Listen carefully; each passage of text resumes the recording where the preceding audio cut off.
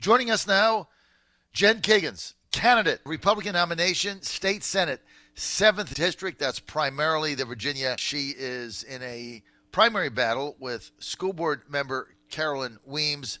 The winner today takes on the Democratic nominee in the 7th District. We're predicting that Cheryl Turpin. She's got a big lead there. That's the Frank Wagner seat, and that could be the seat that determines control of the Senate in November. And Jen is with us now. Good to have you with us, Jen. Good morning, John. How are you? I'm doing fine, Jen. Hey, let's get right to the meat of this. Yesterday, we had a little kerfuffle here, a little dust-up going on.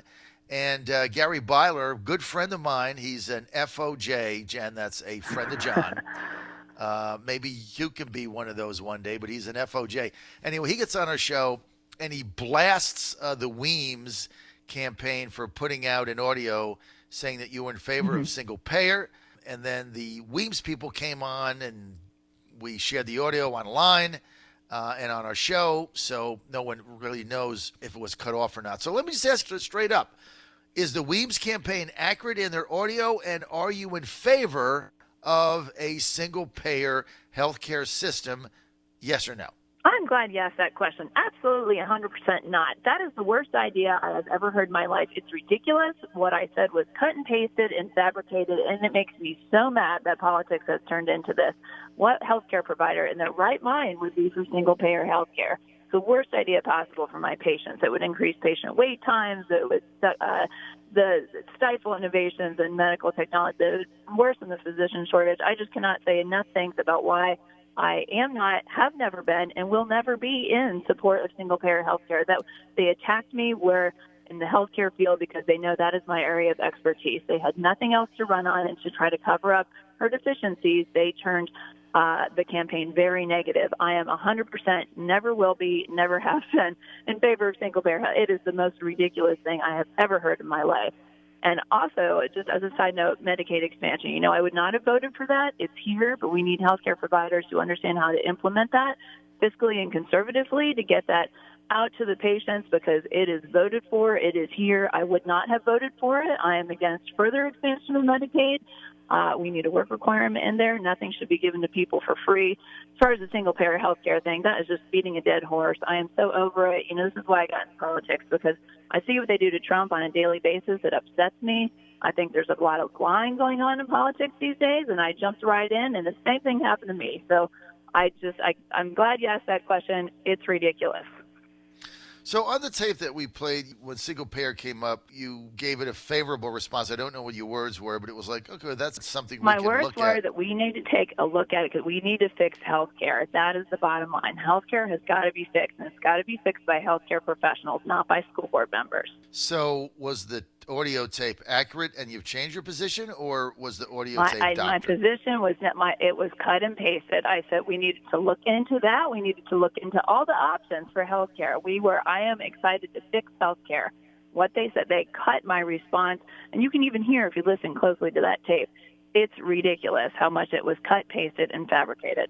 Okay, so you're completely denying that you said that and that you're in favor of single payer, unequivocally. I have not, ever will, never will be, and am not in favor of single payer health care, period. Hey, Jen Higgins, if you get elected to the state Senate, then would you move to put legislation in to repeal Medicaid expansion, or would you go forward as we have it now? You know, right now, we have put in a waiver to get this work requirement passed, and there's also a waiver in there to possibly add copays and premiums so that people are actually having to pay in to get this Medicaid. If these things do not happen in a timely manner, we need to look into possibly an alternative, possibly changing that or getting rid of it. Right now, there's 400,000 Virginians that are covered. I want my patients to have health care. I will say this, that the cost of receiving care in emergency rooms and urgent cares is killing us. It's crushing emergency room physicians. That is extremely expensive. We need to get these people health care, health insurance, and primary care in some way. So we need to take a look at that. But I would like to see that work requirement and copays or premiums added to the Medicaid expansion. If you're in the state Senate, one of the issues that are going to come up next year is casino gambling and baseball, football, basketball, sports gambling in Virginia, Maryland, Delaware, Pennsylvania, all the West Virginia contiguous states have it. Are you going to vote in favor of that or not? Yeah, so the casino gambling, I feel like, and the sports teams, I feel like those things are going to happen. What we need to do is find a way to take that revenue and invest it into our local economy and to get jobs, to promote jobs and just economic growth. So I feel like, again, those things will happen, and I just want to find a way to benefit from them. So you would vote in favor of that?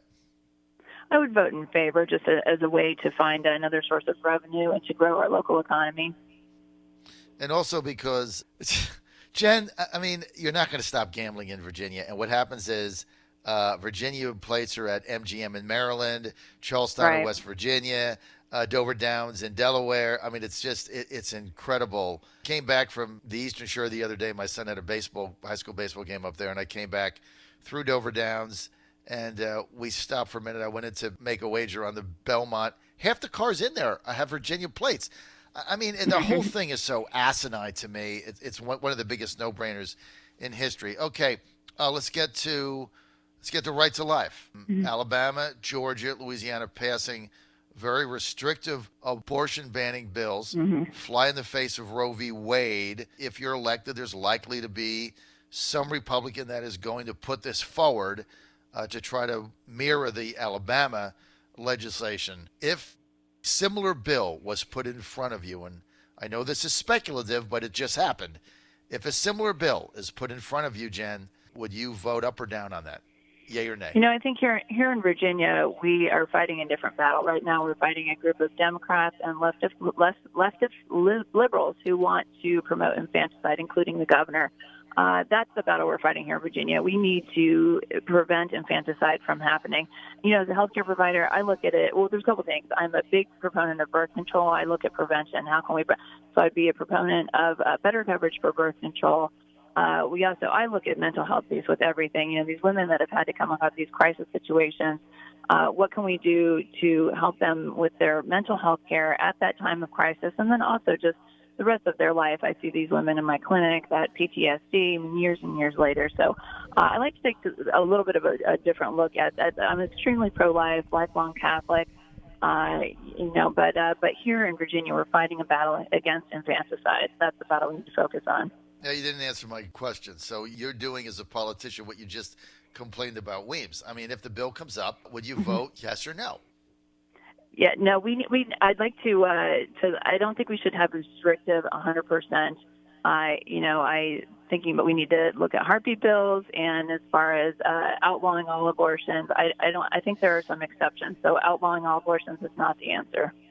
So if the same Alabama bill came up across your desk and you're sitting there in the state Senate and you have a red button and a green button and that same bill came up, what I'm understanding you saying that was that you would vote no.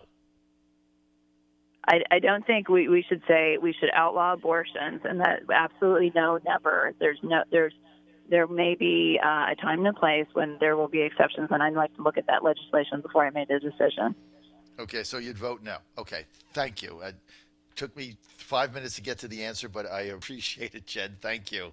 What makes Jen Higgins a better candidate in November against the Democrats than Carolyn Weems? Okay, my last name is Higgins with a K. But as far as being a better candidate, so I bring veteran experience to the ballot. I feel like in Hampton Roads, in this area, we need someone who understands issues that are important to veterans to represent veterans for the ballot on November. Additionally, I'm a healthcare provider. I do primary care. I do geriatric care. Healthcare is arguably the number one most important issue to voters in this area and across the country. We need healthcare people in place to fix the healthcare system, which is broken. So I bring healthcare experience. I bring veteran experience to the table. I've been a leader just as a naval officer, as a wife, as a mother. I think these are important leadership traits. And I'm a regular, everyday citizen. You know, I have never done politics before. I'm frustrated with politics. So new, fresh face, fresh enthusiasm, I think that's extremely important to politics these days. What about the fact that your opponent, Carolyn Weems, has been on the ballot 7 times as a school board member? She's got better name ID. Wouldn't that put her in a better position? She might have a little bit of name ID, but we've certainly been crushing it the past 2 months, knocking over 6,000 doors and made hundreds of phone calls. And as far as name ID, she's been on the ballot, but I'm not sure that people are all that interested in keeping the status quo politicians around these days. Good answer. Hey, Jen, when you've knocked on these 6,000 doors in Virginia Beach, what do people say? Like, what's on their mind? What's been the common theme? Well, healthcare, and as soon as I start talking about healthcare, they have a lot of suggestions for me, and they're usually a lot of veterans out here in this area, especially conservative Republicans. So, and then we get the usual, we're lower taxes, or against big government, pro-business, so all kinds of the standard Republican Party lines. I hear a lot of that. You know what I get the most, though, John? I get people thanking me for doing what I'm doing.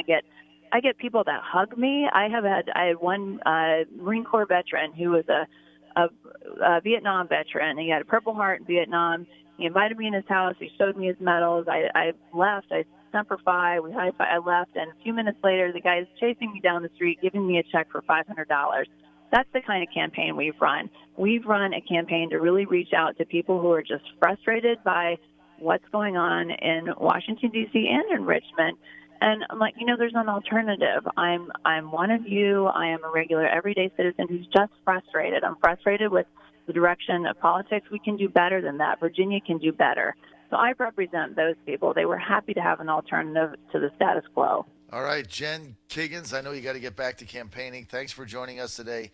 Good luck tonight. Yeah, it's going great out here. We've got great turnout out here in Little Neck, and I encourage everybody to get out there and vote today. I know there's a little bit of rain today, but don't let that change your plans. Please come out and vote. We've had a good turnout, steady stream so far. So thanks so much for having me, and I appreciate it very much. Vote Jen. Jen Higgins, thanks for taking time out of your busy campaigning day. Good luck tonight. Thanks for being with us.